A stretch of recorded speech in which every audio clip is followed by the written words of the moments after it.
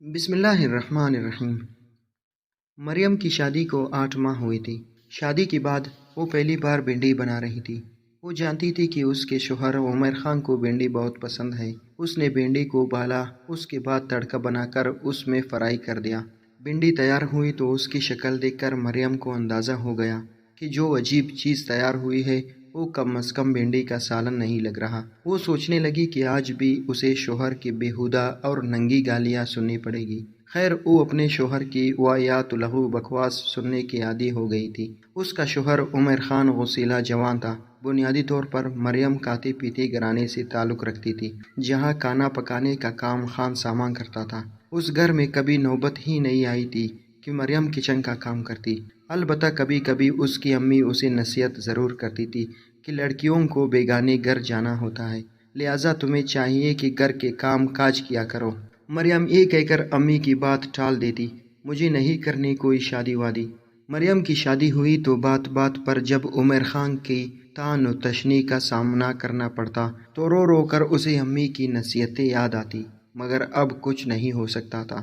وہ عملی زندگی میں قدم رکھ چکی تھی۔ اب اس کا واسطہ اس کے والدین اور بہن بھائیوں سے نہیں تھا کہ کسی بھی کام کو ٹال مٹول کے نظر کر دے۔ اب اس کا جینا عمر کے ساتھ تھا، جو بات بات پر اسے ڈانٹتا، گالیاں دیتا اور طرح طرح کے طعنے دیتا۔ اس دن جب عمر خان گھر لوٹا تو اس کا موڈ پہلے ہی خراب تھا۔ مریم اس کا موڈ بام کر ڈر سی گئی۔ اسی ڈر نے اس کی ذہن میں ایک ترکیب کو جنم دیا۔ اس نے سوچا بھنڈی کا سالن جب عمر دیکھے گا تو اسے اور غصہ آ جائے گا، لہٰذا اس سے یہ فرمائش کی جائے کہ آج کھانا باہر کھاتے ہیں۔ عمر صوفے پر بیٹھا ٹی وی دیکھ رہا تھا۔ مریم اس کے پاس جا بیٹھی، اس کے کندھے پر ہاتھ رکھا اور اس پر ٹوڈی ٹیکتے ہوئے بولی، سنیں جی، آج پہلی بار ایک فرمائش کرنے لگی ہوں۔ عمر بے اعتنائی سے جواب دیا، ہاں بولو۔ مریم ڈرتے ڈرتے بولی، او جی، آج کھانا باہر کھاتے ہیں۔ عمر نے جواب دیا، کس خوشی میں؟ مریم بولی، میرا جی چاہ رہا ہے۔ عمر نے ٹھکا سا جواب دیا، لیکن میرا دل نہیں کر رہا، اور نہ ہی میں اس حق میں ہوں کہ بندہ باہر جا کر عیاشیاں کرتا پھرے۔ مریم بولی، اس میں عیاشی کی کیا بات ہے؟ جب سے شادی ہوئی ہے میں نے پہلی بار آپ سے کوئی فرمائش کی ہے۔ عمر نے طنز اور غصے سے پر جواب دیا، اچھا جی، مجھے تو پتہ ہی نہیں تھا کہ یہ ملکہ ترنم نور جہاں کی پہلی فرمائش ہے۔ ذرا یہ تو بتاؤ، پچھلے دنوں فیئر اینڈ لولی کی جار کی فرمائش کس نے کی تھی؟ وہ چکن کورن سوپ لے آنا، میرا بڑا موڈ ہے، اور گلابی بلاؤز لے آنا، رنگ گلابی ہی ہو اور کوئی نہ ہو۔ شادی کے بعد میرا ایک ہی کام رہ گیا ہے، تمہاری فرمائشیں پوری کرنا، اور بس۔ مریم بولی، یہ سب ضرورت کی چیزیں ہیں، میری ضروریات پوری کرنا آپ کا فرض ہے۔ عمر طیش میں آ گیا اور بولا، ہاں ہاں، اگر فرض ہے تو میں فرض پورا کر رہا ہوں، اور جاؤ کھانا لے کر آؤ، زیادہ باتیں نہ بناؤ۔ مریم جاتے ہوئے مسکا لگا کر بولی، جی ابھی لاتی ہوں، آج تو میں نے آپ کی پسندیدہ سبزی بنائی ہے۔ عمر خوش ہوتے ہوئے بولا، اچھا آج بھنڈی بنائی ہے، چلو جلدی لے کر آؤ، بہت بھوک لگی ہے، پیٹ میں چوہے ناچ رہے ہیں۔ مریم دونوں ہاتھوں سے آنچل سر پر اوڑھتے ہوئے کھانا لینے چلی گئی۔ عمر نے جب بھنڈی دیکھی تو آگ بگولا ہوتے ہوئے بولا، تم دنیا جہاں کی بے وقوف لڑکی ہو جسے کھانا بنانا بھی نہیں آتا۔ یہ سالن بنایا ہے یا اپنی ماں کا؟ اس کے بعد عمر کے منہ میں جو آیا بکتا چلا گیا۔ سالن کی پلیٹ اٹھا کر مریم کے منہ پر دے مارا۔ مریم نے ہاتھ آگے کر کے پلیٹ کو منہ پر لگنے سے روکا۔ پھر عمر کے منہ سے نکلا، اس گھر سے دفع ہو جاؤ، اور یہ اذیت ناک الفاظ طلاق طلاق طلاق تھے۔ مریم نے یہ الفاظ سنے تو اس نے عمر کے منہ کے آگے ہاتھ رکھا، مگر اب کچھ نہیں ہو سکتا تھا، 3 بار طلاق ہو چکی تھی۔ یہ سننے کے بعد مریم کا کلیجہ دھک سے رہ گیا، گویا اس کی دنیا اجڑ گئی، جہاں زیر و زبر ہو گیا۔ یہ الفاظ کہنے کے بعد عمر کو بھی جیسے سانپ سونگھ گیا۔ مریم نے عمر کے سینے کو پیٹتے ہوئے کہا، یہ تم نے کیا کر دیا؟ تم نے مجھے طلاق دے دی؟ پھر آسمان کی طرف نظریں اٹھائے اور کہا، اللہ، عمر نے مجھے طلاق دے دی، یا اللہ طلاق، یا اللہ، اب میں کیا کروں؟ مریم چھوٹے بچوں کی مانند رونے اور بلبلانے لگی۔ اس کی آہیں اور سسکیاں کمرے کے در و دیوار سے ٹکرا کر اسی کی سماعت پر ضرب کاری کر رہی تھی۔ عمر سر پر ہاتھ رکھے صوفے پر بیٹھ گیا۔ اب وہ پچھتا رہا تھا کہ اس نے کیا کر دیا۔ پھر وہ اٹھا اور مریم کو دم دلاسا دینے لگا۔ مریم دیکھو، ہم کسی کو نہیں بتائیں گے، ہمارے بیچ جو بات ہوئی ہے کسی کو نہیں بتائیں گے۔ مریم روتے اور عمیر کے سینے کو پیٹتے ہوئے بولی، آپ نے شادی اور طلاق کو مذاق سمجھا ہے؟ عمیر نے شرمندگی سے جواب دیا، بس مجھ سے غلطی ہو گئی ہے۔ مریم سسکیاں لیتے ہوئے بولی، یہ غلطی کیوں کی آپ نے؟ عمیر نے ڈرتے ڈرتے کہا، دیکھو مریم میری جان، خدا را یہ بات کسی اور کو پتہ نہ چلے۔ مریم نے غصے سے کہا، کیا یہ بات اللہ تعالیٰ کو بھی پتہ نہ چلے؟ کیا اللہ تعالیٰ دیکھ نہیں رہا کہ ہمارے بیچ کیا بات ہوئی ہے؟ عمیر نے انگلی آسمان کی طرف کرتے ہوئے جواب دیا، مریم اللہ نے اس چیز کا کوئی حل تو رکھا ہوگا۔ مریم دیوار کے ساتھ پیٹھ گھسیٹتی ہوئی فرش پر نڈھال سی بیٹھ گئی۔ اتنے میں لائٹ چلی گئی۔ عمیر نے دیوار پر لٹکی ایمرجنسی لائٹ کا دھاگا کھینچ کر اسے آن کر دیا۔ مریم چھت پر لگے پنکھے کی طرف دیکھ رہی تھی۔ لائٹ جانے کی وجہ سے پنکھا آہستہ ہوتا ہوا رکنے لگا۔ مریم کو ایسے محسوس ہوا جیسے اس کی زندگی بھی یوں چلتے چلتے رک سی گئی ہے۔ بلب کی بجھتی روشنی کے ساتھ اس کی زندگی بھی بجھ گئی ہے۔ وہ مظلومیت کی تصویر بنی بیٹھی تھی۔ اسے کچھ پتہ نہیں تھا کہ اس کا مستقبل کیا ہے۔ وہ صرف اتنا جانتی تھی کہ جیسے بجلی کی بندش نے پنکھے کی حرکت کو ساکن اور بلب کو بے نور کر دیا ہے، یوں عمر کے 3 لفظوں طلاق طلاق طلاق نے اس کی زندگی کو مفلوج و ساکت کر کے اس میں گٹا ٹوپ اندھیرا پھیلا دیا ہے۔ اس کے خیالات نا امیدی کی دشت میں بھٹکنے لگے۔ اس لمحے اسے اس بات کا بھرپور احساس ہونے لگا کہ اس معاشرے میں عورت کس قدر لاچار و بے بس ہے کہ محض 3 لفظوں نے اسے نہ ختم ہونے والا داغ دے دیا ہے۔ مریم نے پوری رات روتی کراہتے آہیں بھرتے اور سسکیاں لیتی گزاری۔ دوسری طرف عمیر بھی رات بھر پریشانی اور پشیمانی کی کیفیت سے دوچار ہونے کے ساتھ ساتھ شرمسار ندامت کے احساسات سے گزرتا رہا اور اپنی غلطی کو سدھارنے کی تدبیریں سوچتا رہا۔ سورج کی کرنیں پھوٹنے سے پہلے ہی عمیر اپنے دوست شیر علی کے گھر جا پہنچا۔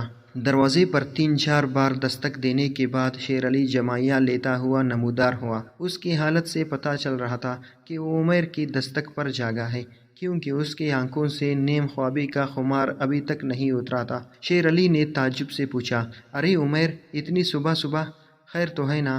عمیر نے جواب دیا، بس یار کچھ نہ پوچھ، میں بہت بڑی مصیبت سے دوچار ہو گیا ہوں۔ شیر علی نے آنکھیں پھاڑ کر اسی کی طرف دیکھتے ہوئے پوچھا، مصیبت؟ کیسی مصیبت؟ چل اندر چل کی بات کرتے ہیں۔ دونوں ڈرائنگ روم میں جا بیٹھے۔ عمیر نے شیر علی کو دروازہ بند کرنے کو کہا۔ اس نے دروازہ بند کر دیا۔ شیر علی بولا، جلدی بتا یار، کون سی مصیبت آ گئی تجھ پر؟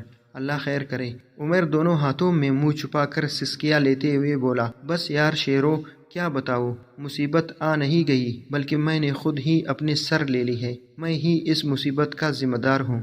ہاں میں۔ شیرو عمر کا رونا دیکھ کر صوفے سے اٹھا اور اس کے سر پر ہاتھ رکھتے ہوئے بولا، یار تجھے خدا کا واسطہ کچھ بول تو صحیح، ہوا کیا ہے؟ ہم بچپن کے دوست ہیں، میں نے ساری زندگی تجھے روتے نہیں دیکھا، مجھ سے تیری یہ حالت دیکھی نہیں جا رہی۔ دیکھ میرے جذبات کا امتحان مت لے، خدا کے لیے کچھ بول بھی۔ پھر عمر نے رنج و اندوہ بھری داستان شیرو کو سنا دی۔ شیرو نے افسوس کرتے ہوئے ماتھے پر ہاتھ رکھا اور کہا، اوئے میرے خدایا، یہ تو نے کیا حماقت کر دی؟ کتنی بار تجھے سمجھایا ہے بیوی کے ساتھ اچھا سلوک کیا کر، تو میری کسی بات پر کان دھرے تو نہ؟ عمر نے شیرو کی طرف دیکھتے ہوئے کہا، تو کچھ کرے گا بھی یا الٹا مجھے اور پریشان کرے گا؟ شیرو نے برہمی سے جواب دیا، بات پریشانی کی نہیں، تیرے دماغ کی گرمی کی ہے، اسے ٹھنڈا رکھا کر، ٹھنڈا۔ یہ تیری گرم دماغ اور چرب زبانی کا ہی معجزہ ہے جس وجہ سے آج تیرا گھر اجڑتا نظر آ رہا ہے۔ عمر نے غمگین ہوتے ہوئے کہا، ایسا مت بول یار، خدا کے لیے میرا گھر اجڑنے سے بچا لے۔ اتنے میں ڈرائنگ روم کا دروازہ کھلا اور شیرو کی بیوی کمرے میں آنکھیں ملتی ہوئی داخل ہوئی۔ نیند سے فوراً جاگنے کی وجہ سے اس نے عمر کو نہیں دیکھا تھا، جس وجہ سے کمرے میں داخل ہوتے ہوئے بے تکلفی سے بولی، جانو آج اتنی جلدی کیوں جاگ گئی؟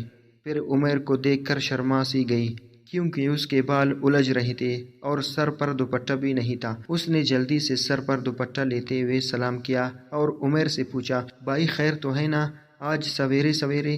عمر کوئی جواب دیتا اس سے پہلے ہی شیرو نے عمر کی طرف اشارہ کرتے ہوئے طنزیہ انداز میں کہا، خیر ہوتی تو جناب اتنی صبح اٹھ سکتے تھے، گل کھلا کے آ رہے ہیں گل۔ پھر شیرو نے من ون ساری داستان یعشوب اپنی بیوی کو بھی سنا دی۔ اس دوران عمیر شرمساری کا پتلا بنے خاموش بیٹھا رہا۔ عمیر کی آنکھوں سے آنسوؤں کی پوار مسلسل پھوٹی جا رہی تھی۔ شیرو کو اس کی حالت پر ترس آنے لگا۔ اس نے عمیر کی خفت مٹانے کے لیے اسے نفل تسلی دیتے ہوئے کہا، دیکھ میرے یار، تو پریشان مت ہو، ہم کوئی تدبیر کرتے ہیں، بس تھوڑا حوصلہ رکھ اور رونا دھونا بند کر۔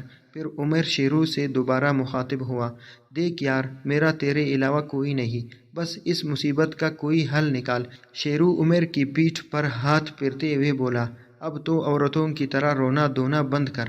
دیکھ سڑک پر تیلیوں کے محلے میں جامع مسجد کے امام ہیں، سنا ہے بہت بڑے عالم دین ہیں، چل ان کے پاس چلتے ہیں، وہی کوئی حل بتائیں گے۔ عمیر اور شیرو مولوی صاحب کے گھر جا پہنچے۔ مولوی صاحب زمین پر بیٹھے مطالعے میں مشغول تھے۔ کمرے میں داخل ہو کر انہوں نے سلام کیا۔ مولوی صاحب نے سلام کا مکمل اور تلفظ کے ساتھ جواب دیا، وعلیکم السلام ورحمۃ اللہ وبرکاتہ۔ پھر مولوی صاحب نے میٹھے اور دل نشین انداز میں پوچھا، کیسے آنا ہوا میرے بچوں؟ شیرو عمیر کے کندھے پر ہاتھ رکھتے ہوئے بولا، مولوی صاحب، یہ میرا دوست عمیر ہے، اس نے اپنی بیوی کو طلاق دے دی ہے۔ مولوی صاحب نے عمیر کی طرف دیکھتے ہوئے کہا، میاں طلاق دینا جائز تو ہے، مگر یہ ایسا مکروہ و منحوس عمل ہے جو جائز ہونے کے باوجود اللہ رب العالمین کو سخت ناپسند ہے۔ بہرحال اب متعلقہ جسے طلاق دی گئی ہے کا حق مہر ادا کرو اور اسے قرآن و سنت کے مطابق احسن طریقے سے رخصت کر دو۔ شیرو نے جواب دیا، دراصل مسئلہ یہ ہے کہ یہ اسے چھوڑنا بھی نہیں چاہتا۔ مولوی صاحب نے انداز استفہام اپناتے ہوئے کہا، کیا مطلب چھوڑنا نہیں چاہتا؟ ابھی تو آپ نے کہا اس نے اپنی بیوی کو طلاق دے دی ہے۔ طلاق کا مطلب چھوڑنا ہی ہوتا ہے، تعلق ختم کر دینا، رشتہ ختم کر دینا، طلاق دے دینا، یہ سب جملے عام معنی ہیں۔ مولوی صاحب نے اپنی ان جملوں پر زور دیتے ہوئے وضاحت کی۔ عمیر نے مولوی صاحب کی وضاحت کا جواب دیا، مولوی صاحب، میں نے طلاق غصے میں دی ہے۔ شیرو نے بھی عمیر کا ساتھ دیا، جی مولوی صاحب۔ میاں بیوی کی آن بن ہوئی اور اس چخ میں طلاق طلاق طلاق کے الفاظ غصے کی حالت میں اس کے منہ سے نکل گئے۔ مولوی صاحب نے دائیں ہاتھ عمیر کے کندھے پر اور بائیں شیرو کے شانے پر رکھتے ہوئے پیار سے جواب دیا، جی میرے بچوں، طلاق دی ہی غصے میں جاتی ہے، خوشی میں نہیں۔ مولوی صاحب نے شیرو سے کہا، میاں تم ہی بتا دو۔ شیرو حلالہ کی تعریف سے پوری طرح واقف نہیں تھا، لہٰذا اس نے کہا، مولوی صاحب مہربانی کر کے آپ ہی بتا دیں، میں ان پڑھ آدمی ہوں، دین کا معاملہ ہے، منہ سے خواہ مخواہ کچھ الٹا سیدھا نکل جائے گا۔ مولوی صاحب کے ہونٹوں پر مسکراہٹ پھیل گئی اور بولے، حلالہ یہ ہوتا ہے کہ اگر کوئی شخص اپنی بیوی کو طلاق دے، اس کے بعد دوبارہ اس سے رجوع یعنی زوجیت میں لانا چاہے تو اس کے لیے ضروری ہے کہ پہلے اس کی بیوی کی شادی کئی اور ہو، اور کم از کم وہ عورت 10 دن دوسرے شخص کی بیوی بن کر رہے، اس کے بعد وہ اسے طلاق دے کر فارغ کر دے، پھر پہلا خاوند اس سے دوبارہ نکاح کر لے، یہ ہوتا ہے حلالہ۔ اسلامی تعلیمات سے ہمیں یہی طریقہ ملتا ہے۔ عمر طیش میں آتے ہوئے بولا، میں اسے کسی اور سے بیاہ دوں؟ وہ بیوی ہے میری، بیوی، ہاں بیوی۔ شیرو نے بھی عمیر کو غصے سے جواب دیا، بیوی ہے نہیں، بیوی تھی جسے تو نے طلاق دی دی، اور قصہ ختم۔ ہاں ختم۔ مولوی صاحب نے ان کا شور سنا تو کانس کر اپنے ہونے کا احساس دلایا۔ شیرو مولوی صاحب سے مخاطب ہوا، معاف کیجیے گا جناب، آپ ہی سمجھائے اس خر دماغ کو۔ مولوی صاحب بولے، برخوردار، آپ کا دوست حلالہ نہیں کرنا چاہتا تو آپ کیوں بضد ہے؟ اس نے طلاق دے دی اور بس معاملہ ختم۔ عمیر نے اپنے آپ کو سنبھالتے ہوئے پوچھا، مولوی صاحب ایسا کوئی طریقہ نہیں کہ یہ حلالہ بھی نہ کرنا پڑے اور میری بیوی مجھے مل جائے؟ خدا کے لیے مولوی صاحب کوئی ایسا طریقہ نکالے، آپ کے پاس اتنی کتابیں ہیں، کسی کتاب میں تو ایسا طریقہ لکھا ہوگا۔ عمیر نے مولوی صاحب کے کمرے میں رکھی ہزاروں کتابوں کی طرف اشارہ کرتے ہوئے کہا۔ مولوی صاحب نے جواب دیا، میاں یہ دین اللہ تعالیٰ کا ہے، میرے ابا جی کا نہیں کہ میری مرضی چل سکے۔ اس میں پیر بدل کا سوچنا بھی ایمان کو خطرے میں ڈالنے کے مترادف ہے، اور دین نے ہمیں یہی طریقہ بتایا ہے۔ عمیر کے ذہن میں ایک اور سوال آیا۔ اس نے مولوی صاحب سے پوچھا، مولوی صاحب کیا ایسا ہو سکتا ہے کہ میری بیوی کی شادی تو ہو جائے مگر وہ شوہر کے پاس؟ مولوی صاحب نے عمیر کی بات کاٹتے ہوئے جواب دیا، نہ برخوردار، ایسا سوچنا بھی مت، یہ اللہ کو دھوکہ دینے والی بات ہے۔ اللہ کے بتائے ہوئے طریقے میں ایر پیر استغفر اللہ استغفر اللہ استغفر اللہ۔ عمر نے بے بسی سے جواب دیا، لیکن مولوی صاحب 10 دنوں کے لیے میری بیوی سے شادی کون کرے گا؟ مولوی صاحب نے اپنے ہاتھ پر ہاتھ مارتے ہوئے جواب دیا، ہاں یہ کیا نہ تم نے فہم و فراست والی سوال، ویسے میاں تمہارا دوست ہے بہت سمجھدار۔ مولوی صاحب نے شیرو کی طرف دیکھتے ہوئے عمر کی تعریف کی۔ پھر مولوی صاحب نے عمر کی آنکھوں میں آنکھیں ڈال کر کہا، ماشاءاللہ سے میری پہلے سے 3 ازواج موجود ہے، لیکن تمہارا گھر بسانے کے لیے اللہ نے مجھے ہی چنا ہے، تو میں چوتھی شادی کرنے کے لیے تیار ہوں۔ پھر شیرو کی طرف دونوں ہاتھ کر کے 10 کی 10 انگلیاں کھول کر 10 کا اشارہ کرتے ہوئے کہا، میاں صرف 10 دن کے لیے، اس کے بعد میں اسے طلاق دے دوں گا، میری 3 بیویاں کافی ہے۔ شیرو نے عمر کی طرف دیکھا، عمر خاموش تھا۔ مولوی صاحب اور شیرو عمر کی خاموشی کا مطلب سمجھ گئے۔ مولوی صاحب پھر ایک مہربانی اور بھی کر دے، نکاح آج ہی کر لے۔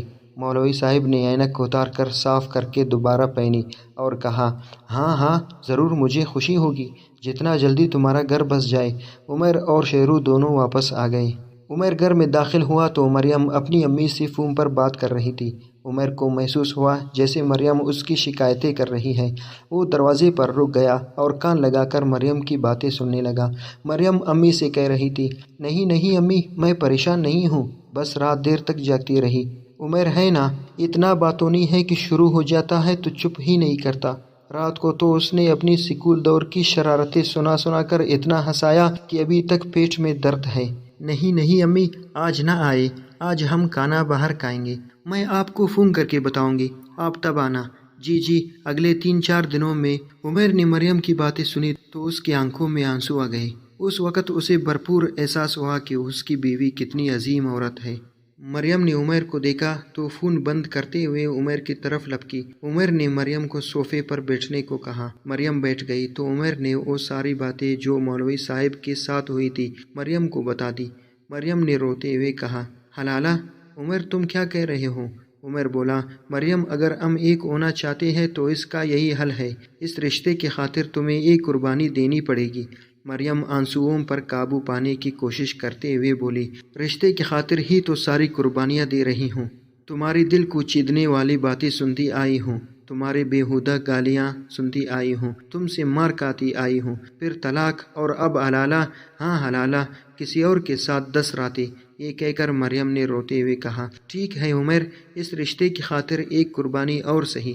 عمر بھی رونے لگا اور روتے ہوئے کہا، بس کسی طرح یہ حلالہ ہو جائے، اس کے بعد وعدہ رہا، کبھی بھی تمہیں نہ گالی دوں گا، نہ ماروں گا اور نہ کوئی بری بات کہوں گا۔ شام کے وقت عمر نے مریم کو رکشے میں بٹھایا اور جا کر مولوی صاحب سے نکاح کروا دیا۔ مریم پچھلی رات بھی طلاق کے سوز و کرب کی وجہ سے سو نہ پائی تھی۔ اس رات بھی اسے مولوی صاحب نے آرام کرنے کا موقع نہ دیا۔ مولوی صاحب کے کمرے میں دودھ سے بھرا جگ اور مردانہ قوت کا حکیمی نسخہ شیشے میں بند بیڈ کے پاس رکھی تپائی پر پڑا تھا۔ مولوی صاحب رات بھر اس نسخے کو مریم پر آزماتے رہے۔ صبح کی اذان ہوئی تو اس کے بعد مولوی صاحب نے مسجد کا رخ کیا، تب جا کر مریم کو کچھ راحت و سکون ملا۔ اس کا انگ انگ ٹوٹ رہا تھا۔ جس کرب بے قرار کے عالم سے وہ گزر رہی تھی، اس کا جسم تو پرسوز تھا ہی، روح بھی ہیکل تھی۔ اسے ایسا محسوس ہو رہا تھا جیسے زندگی طیش و غضب کے تمام اثاثے آستین میں دبائے اس سے ہم کلام ہیں، جیسے کسی نے اس کے جسم سے بوٹیاں نوچ لی ہوں اور وہ ایک ڈھانچہ بن کر رہ گئی ہوں، اس کے جسم سے روح کو بے دردی کے ساتھ کھینچ نکالا ہو۔ اسے یہ سب ایک بھیانک خواب کی طرح معلوم ہوتا تھا۔ اسے لگ رہا تھا کہ یہ ایک خواب ہے، بس خواب، جیسے ہی آنکھ کھولے گی خواب ختم ہو جائے گا۔ 10 دن تک وہ اسی رنج و کرب، دکھ و درد سے گزرتی رہی۔ مولوی صاحب کا جب دل کرتا اسے اپنے پاس بلا لیتے، کبھی چاشت کے وقت تو کبھی ظہر کے بعد، کبھی عصر کے بعد تو کبھی عشاء اور مغرب کے درمیان۔ رات تو جیسے فرض تھی۔ مولوی صاحب حکیمی نسخہ استعمال کر کے اللہ کے اس قانون کو نافذ العمل کرتے رہے۔ 10 دن گزر گئے تو عمر صبح صبح مولوی صاحب کے گھر جا پہنچا۔ مولوی صاحب لنگی باندھے سفید بنیان میں باہر آئے اور عمر کو دیکھ کر بولے، ارے میاں تم کہاں سے آ ٹپکے، سارا مزہ خراب کر دیا۔ ہم اس وقت اپنی نئی زوجہ کے ساتھ مصروف تھے۔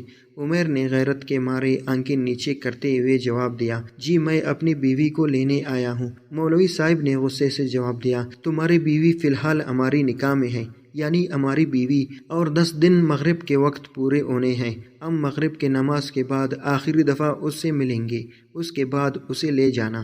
عمر مولوی صاحب کی باتیں سن کر واپس آ گیا۔ اسے لگا جیسے اس نے اپنے ہاتھوں سے اپنی غیرت کا گلا گھونٹ کر عزت و غیرت کے لاشے کو مولوی صاحب کی چوکھٹ پر دفنا دیا ہو۔ مریم کی شرم و حیا کی چادر کو کرچی کرچی کر کے کسی دشت میں اڑا دیا ہو۔ مریم کی محبت اور چاہت کو سر کے بالوں سے پکڑ کر خونخوار جانوروں کے آگے ڈال دیا ہو۔ اسے شدت سے اس بات کا احساس ہونے لگا کہ اب اس کے پاس عزت و غیرت نام کی کوئی چیز موجود نہیں، جیسے اس کی زندگی کی کتاب سے عزت و غیرت کے ابواب مٹا دیے گئے ہوں۔ اس کے ذہن میں طرح طرح کے خیالات رقص کرنے لگے، وہ سارے خیالات جن کی حقیقت سے عوا کی مظلوم بیٹی مریم گزر رہی تھی۔ وہ گھر آ کر سوچنے لگا کہ پورے 10 دن مریم مولوی صاحب کے بستر کی رونق بنی رہی، کیا اس حالت کے بعد بھی وہ مریم کو اپنے ساتھ رکھ سکے گا؟ بہت سوچنے کے بعد اس کی غیرت نے اسے اجازت نہ دی کہ وہ مریم کو واپس لائے۔ وہ ایک بار پھر مولوی صاحب کے چوکٹ گیا اور کہا، مولوی صاحب، میں نے ایک فیصلہ کیا ہے، مریم اب آپ کی بیوی ہے، آپ کو مبارک ہوں۔ یہ کہہ کر عمر چل دیا۔ مولوی صاحب اسے دیکھ رہے تھے۔ 2-4 قدم چلنے کے بعد عمر رکا اور واپس مولوی صاحب کے پاس آیا۔ دوبارہ مولوی صاحب سے مخاطب ہوتے ہوئے کہا، مولوی صاحب، ایک بات اور، مریم سے کہنا مجھے معاف کر دے۔ مولوی صاحب یہ سن کر مسکرائے اور دروازہ بند کر دیا۔ مریم پورا دن عمر کی راہ تکتی رہی مگر عمر نہ آیا۔ رات گزری۔ اگلے دن کا سورج بھی دمبر کے مسافت طے کرنے کے بعد شام کی گلابی سرخی میں کہیں چھپ گیا۔ عمر نے نہیں آنا تھا اور عمر نہ آیا۔ دوسری طرف عمر ٹرین میں بیٹھا آنسو بہا رہا تھا۔ وہ ایک شہر چھوڑ کر دوسری شہر جا رہا تھا۔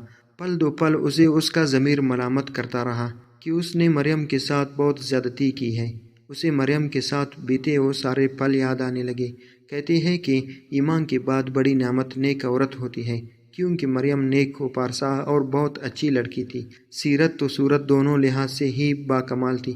اس نے ہمیشہ کوشش کی تھی کہ عمر کو خوش رکھے۔ عمر کو مریم کی ایک ایک خوبی یاد آ رہی تھی۔ دوسرے شہر پہنچ کر اس نے ایک فیکٹری میں ملازمت اختیار کر لی۔ اس فیکٹری میں اس کی دوستی ریاض نامی ایک لڑکے سے ہوئی۔ کچھ ہی عرصے میں ان کی دوستی بہت پکی ہو گئی ہو۔ دنیا کی گھما گھومی میں 2 سال بیت گئے۔ جب ماضی کے تمام یادوں کی جھلکیوں کے ساتھ عمر کے دماغ میں دمال ڈالتا تو وہ مریم کی یاد میں پھوٹ پھوٹ کر رونے لگتا۔ احساس زیان کے نوکدار کانٹے اس کی ضمیر کو کریدنے لگتے۔